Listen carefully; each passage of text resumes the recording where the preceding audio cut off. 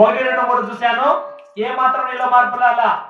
చివరిసారిగా చెప్తున్నా, పలికిదవు లేదంటే అష్ట కష్టాలు పెట్టి నీకు నాన్న ఎక్స్పీరియన్స్ గురి చేస్తే కానీ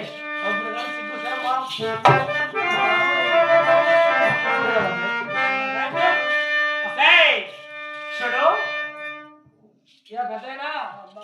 సిరికా బెల్లం పెట్టంటే పెడుతుందా? ఏం చేయాలా?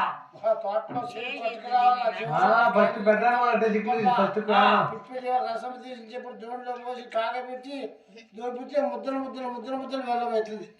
అంత అంత పని చేయాలి. అంత పని చేయాలా? బెల్లాలు ఎన్ని రకాలు? 5 రకాలు ఉన్నాయి. 5 రకాల బెల్లాలు చూసినావా?